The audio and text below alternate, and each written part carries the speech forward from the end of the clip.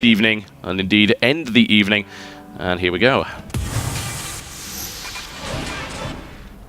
Alright folks, welcome to Daybreak, map we've seen many times this tournament so far that has produced some fairly fantastic games, and this one is no doubt not going to be an exception to that rule. So what do we have? We have this fellow, goes by the name of CQ Archlord. That's not his real name, he's actually a spy. He is the blue spy, and he is to the northeast playing terrain. He is LG I am YoDa. Yeah, he just told us in the channel, he said YoDa I am. Yeah, he actually did. Oh, YoDa I am. Oh. We didn't hear the tones, but you can kind of fill that in. Pretty much.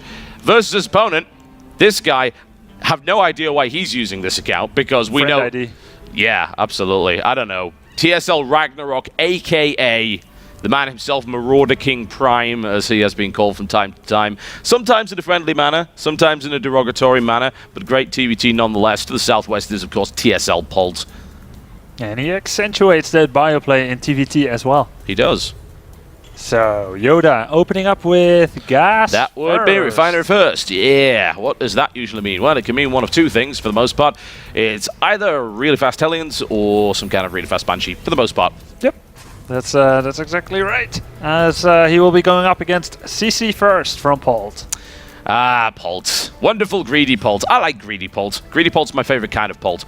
So, we'll see how that turns out for him.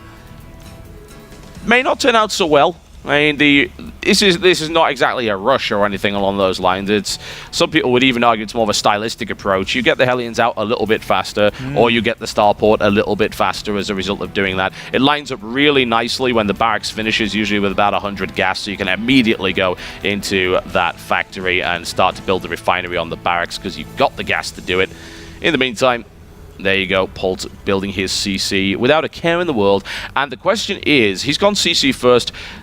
We've seen a lot of this tournament where they've gone CC first and only built one barracks behind it. Like, that seems like the ultimate corner cutting to me. Yeah, I've seen that before in the OSL. There's the second one. Barracks. Yeah, he's playing safe. Yeah, it's Polt also. He likes bio, but yeah, you're right. I've seen that. They go CC into one barracks, into two gas, into factory, into starport. It seems crazy.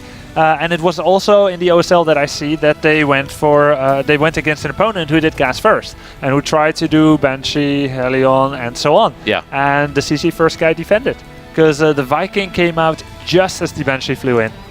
So it's possible, but Polt does not live by that philosophy. So he's going to add a second barracks and maybe also a third. Who knows? YoDa, I believe, is looking for Banshee play here, because if it was Hellion, it would be a really weird Hellion, considering that there is no reactor down. So that would be the most ineffective Hellion rush ever conceived by man.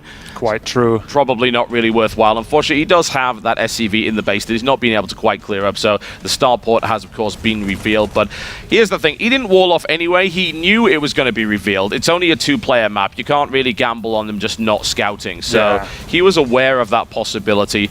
He's taken both gas. Could do Cloak here, certainly. Cloak against CC first is a bit awkward. It depends on how your player is. So, more often than not, you'll see Terran be super greedy, saying, I've got two CCs, I'm going to plow all my energy into mules immediately and not worry about scans at all. But now that Polt has seen that, there's no way in a million years he's going to take a risk like that, surely. Yeah, probably he's going to land one more mule from each command center and then kind of save it and see where it takes him. Or maybe do a scan and see whether Cloak is being researched or not.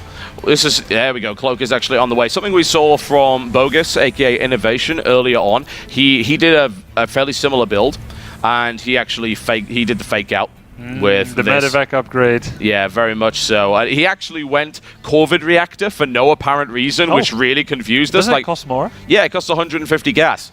Which, but apparently he had that gas anyway, so he just decided at one point he wasn't going to go Cloak, and all signs pointed to Cloak, so that was confusing for both the casters and for the people that he was trying to kill in the first place. He's not just trying to fool his opponent, but the casters as well. I think he might even be trying to fool himself. Who knows? He's kind of entered this weird paradox realm whereby anything goes. Well, his name is Innovation, after all. It is, so, yeah. All bets are off in that regard. They very much are. All right, now what have we got? Polt is building the starport. Usually means he's going to try and get a Viking out to deal with this inevitable Banshee that's on the way, and it very much is. It's on the way across the map. Second Banshee is on its way. The expansion behind that. Let's see what it can do. Well, Polt's been pretty greedy on that CC, and on both, actually. Yeah, this happens every now and again. They get greedy, and that can actually be very risky, because generally speaking, you can't get the turret up in time, and that's a ton of mining time lost right there. You know, hell, honestly, at this stage, I'd even argue for some players to cancel out of that Cloak and Talon and say, cancel the Banshee, done. I've done enough damage to justify this. You've just wasted so much mining time. I've picked off a bunch of SCVs. Now the Cloak goes down, and oh, look. He's actually having to build a Raven in order to deal with... Actually, never mind. That's YoDa's Raven. Oh, okay. So we've got a Viking coming out there. There's a strategically placed turret there on the right, and there's one more in the main mineral line. But this Banshee is doing a pretty good number on all this. So Viking's about to pop out, and you can see Polt. He wants to try and probably scan as the Viking comes out, and then hopefully like finish it off with the Marines. Yeah, and he's not going to. The Viking DPS is not high enough to make that happen, so it was a nice escape here by YoDa. And that Banshee's had 5 kills. It, for some reason, went to town on that supply depot. I guess it was bullied by supply depots as a child or something along those lines. YoDa did not find the magical spot, and that was a nice pickup. Yeah, it was in the vision of that turret, so... Yeah. It's deceptive. The turret has more detection range than it can actually fire, so you do get into this situation where it's really wonky. You can sometimes think you're out of range, but you're not, and then you get picked off. So it's the same with me and throwing rocks. I can see much farther than I can throw them. That is a fantastic analogy that has never come to mind before. Nice. All right, so what are the worker counts here for these players? Let's have a look. We're 36 to 32, so Polt, needless to say, still has a lead. The Banshee did do quite a bit of damage. A lot of that damage was kind of indirect in forcing turrets to be built, in forcing mining time loss, but he didn't actually pick off that many. He's killed 7 workers. Not too bad, but it's okay. Yeah. Double Banshee and Cloak, it's quite an investment. It is. The Banshee will most likely come into use later on. That's the wonderful thing about building 2 Banshees and then only losing one of them. Really great for map control, and also really great for just dipping in 10 minutes down the line when someone's forgotten that you had one in the first place. All right, so we've got factory play by YoDa. It deserves to be said. He's going Infernal Pre-Igniter, and he's also adding more factories. We'll bring him to a total of 3 factories, and he's got that 3rd orbital command as well. So this is a dedicated mech play, and Polt usually, as usual, sticking to his guns and going for Marauders. So once again, we see these players playing to their own strengths. Well, to be fair, we're discovering about YoDa as we speak, but we can't possibly be surprised by how Polt is approaching this. No, absolutely not. Polt he's not the kind of guy to really mix things up. He plays very standard, very straight up, and very precisely. In the meantime, YoDa will just scout around. He has some map control here. The Blue Flame Hellion is an interesting move, honestly, especially when this is going to be a fairly Marauder-heavy force here from Polt, although actually... He's skipping on a lot of upgrades here, and he hasn't started... oh, never mind, he has started stim, but he hasn't started Combat Shield. Yeah. So that's going to make those Blue Flame Hellions more effective than they really have any right to be. Is there concussive shells yet? There is not. Not yet. Okay, so he's probably going to get that before combat, I would surmise. Let's see. Let's see exactly what he wants to do there. It doesn't have the gas yet for Combat Shield, so perhaps I'm wrong. Maybe he's waiting for that. Let's take a look. Just sticking with the stim pack for now. Yep. As Polt is moving across the map, he has the wall off, the anti-Zerg type of wall off. Oh, okay, so this fits through Marines, but it doesn't fit through Hellions. In theory, yeah. It looks like it wouldn't fit through Hellions. Yeah, that's a special Polt build. That's really, really nice. I like that a lot. And these Blue Flame Hellions are not going to do much. And in the meantime, big aggression coming out right here. Siege is not quite done, but it will be in the next 5 seconds. All right. And there's that Banshee. It always pops up at the most inopportune moment, especially with a lot of SCVs in the back to help that out. But the air superiority is in favor of Polt at this stage. Down goes the... I love this thing. The point defense drone is just everyone's favorite friend when it comes to this particular matchup, and suddenly it does throw the air superiority back in the favor of the player who happens to have the Raven, and it's pushed Polt back just out of range here, and he's trying to set up a contain, lands his Vikings, doesn't want to engage here, realizing he can't do it. Yeah, he's going to go right into it. I don't know about this, but the wonderful thing about this PDD is it also neutralizes these Marauders, which is kind of cool. But you know what? What the hell is going on? Yeah, it works against Marauders, guys. I guess it does. YoDa, I think, needs to switch to Zerg, because those were not Zerglings, but he performed very much like they were. And YoDa pulling off some crazy shenanigans. What? He only lost 1 worker this entire game. Okay. How does one pull that off? That is some kind of... Is he a wizard? He is not. He's just a person. He's a Jedi Master. That's kind of like a wizard, right? He has the Force. That's true. He did indeed. Wow. Trust your feelings. You know it to be true. And I guess that PDD thing is kind of like the lightsaber dodging all the bullets. Yeah, exactly. You're just deflecting the bullets here and there. It's, wow. YoDa's crazy, We're man. on to something. Yeah.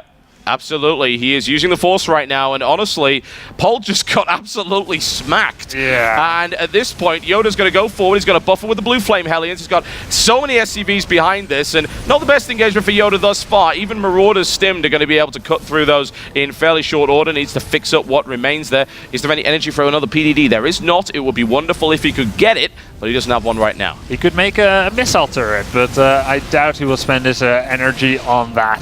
Now, Polt did a very nice fight there. He took 0 tank shots in total, but as it stands, YoDa's going to siege up, and he's going to lay some of the heat here on this orbital. That's so much firepower from those tanks. That is absolutely wonderful stuff here from YoDa. The Marauders are doing their best, but they run right into a huge tank volley, and that third base is currently denied without question, and he's going to ravage the remainder of these structures in this area. And right now, Polt is in a pretty awkward spot. YoDa is able to mine freely from this base here, and he has no worries whatsoever. He's up to 80 SCVs. Whoa, do you even need that many on 3 bases, Terran? And that's actually excessive, but it's because he's got about 10, maybe 15 with his army, so I guess that adds up. So I thought maybe he might have overcommitted, but no, with this many SCVs bulking up this mech army that's running here. You're right. Yeah, it does the job.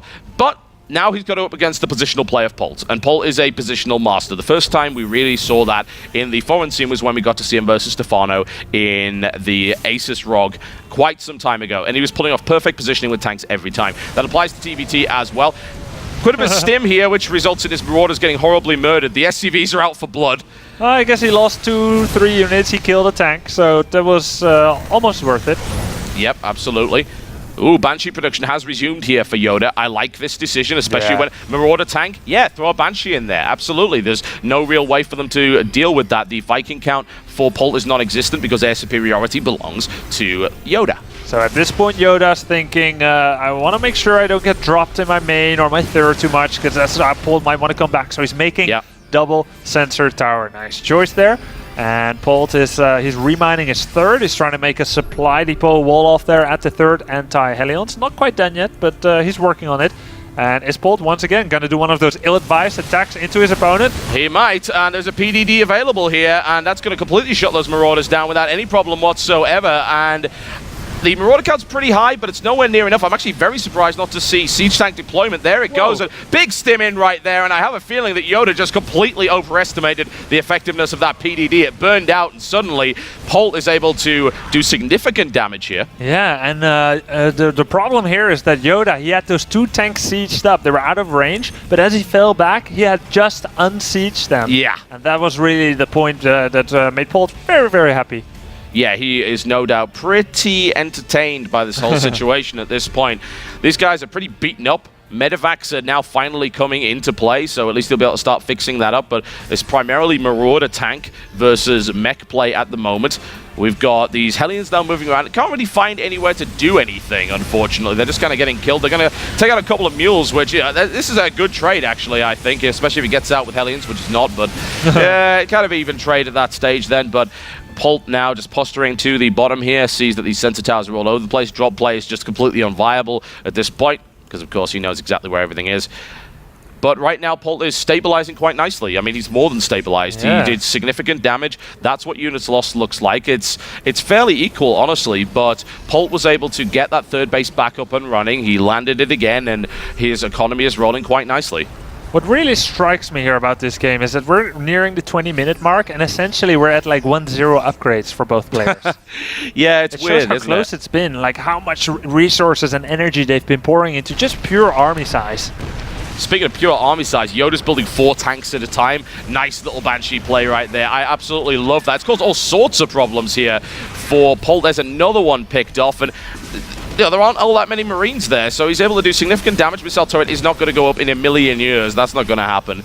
But the tank count is starting to get a little bit crazy here for YoDa. 14 tanks, so about to be 16. Positionally is going to be very important for YoDa, that he is never caught unsiege. Yeah. Otherwise, we're going to have one more of those disastrous fights as we saw near the third base. Absolutely. That's why he needs those sensor towers in order to make sure that he doesn't get caught on siege. A great salvo initially there, and significant damage being inflicted on the left flank, but there may be too many Marauders here, but I don't think so. With that many, I just noticed, hey, the ramp's entirely stacked full of tanks. Nothing's going to happen there. No PDD energy wasn't even needed, but it's going to be available for the next fight, which could be very dangerous indeed. The bio count is starting to crumble a little bit here for Polt. He's adding a Thor into the mix.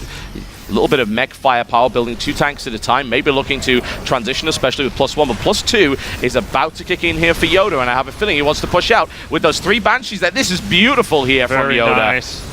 Very, very nice. Coming in with those Banshees, and there is the Thor. He's the natural enemy of Banshees. Yes, he is. He very, very slowly kills large numbers of Banshees and does so in a pretty effective manner. So scans going down all over the place. This has become highly positional at this stage. The couple of Hellions now moving around the side, and the big push towards the third. Walling off with command centers, as you do. The tanks are down, and the SCVs are coming to the fight and actually going to win the fight. Nice. This is the problem with rolling with nothing but Marauders. SCVs are actually pretty good in this situation. He's going in, he's doing damage, and this tank is obliterating everything, SCVs and the Marauders alike. But a quick stim forward takes down one, looking for the second here. This is just a mess from both sides, but the third has been broken at large cost. In the meantime, here comes those +2 tanks wrecking their way through the remainder of Polt's army that collapses at the back, cutting off his reinforcements. Economic damage is heavy, though. Wow. Look at that. Finally, YoDa lost some of those SCVs. Took him a while. As the army size here is now currently in favor of YoDa, but he's down in workers and mining bases. So, and it's kind of hard to just push and attack and capitalize on that victory with mech play. He's going to just upgrade to 3-1. I think he's 2-0 right now on his tanks. He is, yep. So this game is nowhere near from being finished if it's up to YoDa here. And Polt's got absolutely no qualms whatsoever about continuing this game for another 3 hours. That will happen if he gets the opportunity to do so. He's going to have a look-see. Is there a fourth? Well, probably not, but gives him that flanking opportunity. A few Marines positioned here as well, and YoDa trying to establish this cordon off to the side here. But this is a flank coming in that takes a pretty heavy shot, stimming forward out of range. Oh, the planetary's not done yet. This is a nice little timing here for Polt. He could take that planetary out potentially. The Hellions coming in to try and reinforce. Planetary is up and planetary is down. Well, I guess the planetary was unlucky that it wasn't done yet, but it did provide an attractive target to try and focus down for Polt. Yep. That means that YoDa didn't lose as much other stuff. No, absolutely. Planetary's not going to mine anything, so that's really important for him right now. He needs to be thinking about a 4th base at this stage. In fact, he's got the 4th base up now. The planetary is running quite nicely, and now we're going to have this map split situation, which is fairly common in TVT, and it just becomes even more positional than it already is. Yeah, so fast forward 15 minutes and we'll see Polt trying to get battle cruisers as he's already at 3-3. I love it. And YoDa will be getting more and more tanks and Thors and Vikings. But for now, there's still a chance that one of them screws up horribly and will end up yielding the game. But it's looking increasingly less likely that a conclusion will be coming anytime soon here. No, certainly not. As we just see the beauty of TVT, where every unit has a counter. Marauders. That looks delicious. That looks really delicious. Yes, please. YoDa, come on, fire. YoDa, realize where you are. The SCV kebab has been cut tragically short, but some damage done nonetheless. Killed about half of that. Yeah, actually killed half of it by not paying any attention whatsoever. It was fairly fortunate, but that was okay for him. He's going to take that, and he's going to be fairly happy with that trade. At the moment, this big siege up in the center just draws the line in the sand and says, this far and no further. What do we see here? Fusion core, 3 starports coming in, and there is the battle cruiser transition. This is the super late game TVT option where there's too much mech on the map, and you want to break it with air. The battle cruiser is the way to go. And in the meantime, YoDa's making Raven again. I think he probably lost one Raven. I don't think that's his second. Oh, it's his second Raven. Sweet. I like that decision. Yeah, that's it's been working out well for him. Wow, Polt. Okay. That's right. a doom drop on the way here to the main base. I mean, it's going to be detected a mile away, but the problem with mech is this mobility issue. Whoa. Double Viking and 6 turrets. I think YoDa is in pretty good position to hold that drop. I think he's all right. Yeah, I'm not sure how he predicted that a massive doom drop of half of Polt's army would be going, but it is. And in the meantime, we've got Blue Flame Hellion here. We've got Blue Flame Hellion here. And we have a really ugly drop that is being shelled out of existence, but most of the guys got on the ground. They're not getting out of there anytime soon, though. So this is Polt's way of having a really nice trade for units that he wants to lose, so he can transition to BCs. Yeah, absolutely. And he's doing a lot of damage with it, but in the meantime, that made sure that he was not as mindful of this Hellion harass, and I think quite a few workers were killed. They were 20 or so. Yeah, by Hellions. that's really done significant damage to Polt actually at this point. But this rampaging army is just doing so much here. It's really starting to cripple the production facilities. On the supply block is actually huge here as well. Going to cause a great deal of problems. PDD goes down. Nice use of that. And finally the cleanup comes in with these +3 1 tanks. Wow, damage-wise, though, big supply block. Yeah, that's 2. There we go. 2 extra supplies being dropped in here, and the actual amount of production facilities has gone down to a really critical level. You don't want just to have 3 factories on 4 bases in this position. Definitely.